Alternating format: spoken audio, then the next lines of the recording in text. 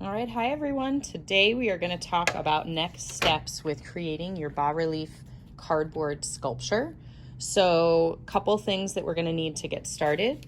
You're going to need your imagery that you were utilizing to get you references as a starting place.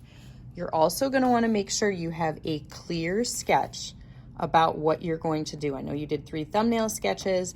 Now's the time, if you weren't really sure, you really want to know where your foreground is going to be, middle ground, and background. And so to relate that to what you see in my reference images, I'm going to preserve this rock part as my foreground so I can do a lot of detail. And then I kind of used these elements, some of them in my middle ground, and then I'm going to focus on having some of the sky elements and what you see of those trees in the far back. So looking back at mine, I know what shape I'm cutting out, a rectangle, and I kind of have a rough idea of what layers will be each. All right, so to start with, it's nice to have whatever shape, so in my case, this rectangle, in cardboard. How do I get that? So you can use thin or thick cardboard for your back, but I think the thicker is a little bit nicer. And to start with, we have all of these ginormous sheets. So a lot of them have perfectly straight edges, so you always want to utilize those if they exist. So I have straight and straight except this curvy area, but if I know I'm covering that up, that doesn't really matter. So a lot of times people will want to draw their rectangles somewhere in the middle and cut it out. It wastes cardboard, and then you have to get straight edges on each side. So I'm going to utilize this edge, or actually I'll use this one that I was already using so I can put it right next to it. I know I have a straight edge here. And so to make sure that you get an accurate rectangle, you can do a few different things. You can use what's called a triangle because we know it has a right angle. This is how we'd make sure we get a perfect square or rectangle. You could also use a smaller cutting mat. So if I know this is a straight edge, I could place this on top right along that edge. And then I know that this line is going to be a perfect 90-degree angle, right angle. And the third way that you can do it is we have a few of these T-squares. So the whole point of a T-square is to make sure you get that 90-degree angle.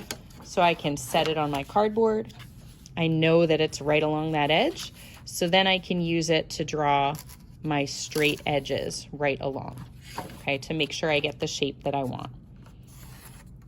Now I know I have 1 right angle, 2 right angle, and I would just have to figure out this one, which as long as I put my triangle or my board right up against one of the lines that I already drew, so I'm lining it up to this far line, now I can go and pull it down, and I know that I will have a perfect rectangle there.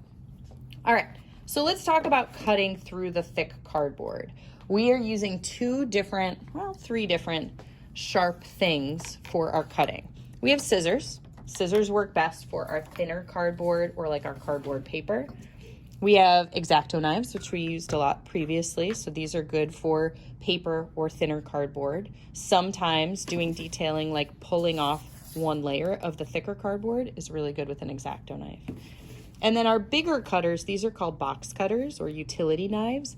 These are really good for cutting out our bigger pieces. So I'm going to start with that for my background piece. And so I'm setting it on here. Anytime you're trying to cut a straight edge, you need to use a ruler or a straight edge so that you can kind of cut that way.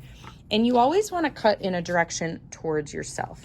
If I go to do this, it doesn't feel as natural and I have less control. So I want to set my ruler up on my cutting mat, of course. I'm going to hold it with one hand, and then I'm putting my blade in the other with my finger, my index finger on top. This gives you the most control. Your ruler, if you notice, I'm holding it in 2 places. If you hold it in one, it's going to slide as you're working. So I'm holding it along that edge. I am taking my knife, I'm going over it, and I'm doing it a few times because you have to make sure you cut all the way through. Now I will turn my cardboard to do my next one, and I will continue until I have it all cut out.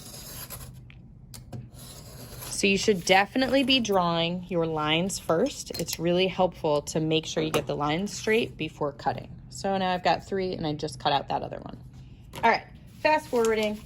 I've got my back layer. Couple tips to help you plan out exactly where things are gonna go and to know what you're gonna cut out of cardboard. We have a lot of this thin, it's kind of like a thick tracing paper, but it's pretty see-through. And I mean, any paper would really work for this. But sometimes it's nice before you cut out detailed things in cardboard to have a chance to play on the surface. So I'm gonna keep my sketch really close. I've got this. And I went and set one of these pieces of paper on, and I started to kind of lay out what the different elements are gonna be. So for me, this is my foreground element, approximately. Here's my middle ground element, and I still haven't cut it all out. But this way I can set it up and see it quickly to make decisions like, this is a little too big, or maybe I want it a little lower down. Maybe I want the rock to come off to the side a little bit. It's a way for you to kind of brainstorm on the surface a little bit ahead of time, okay? Another thing that you can do to help yourself is if I know this is my back layer, on the back, I can write back, right? I can do this when these are cardboard or when they're paper. I'm gonna write fore, and I'm gonna write mid. And this is just a way to keep yourself organized as you are planning, okay?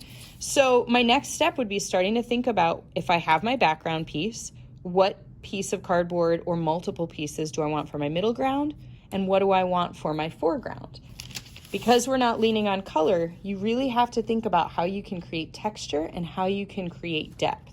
So it probably is not going to be enough for you to just have a background piece, a middle ground piece, and one piece in the foreground. You might have to do things like cutting away, like layering and gluing down other elements on top, like playing around with creating texture with some of our thinner ones and gluing it down.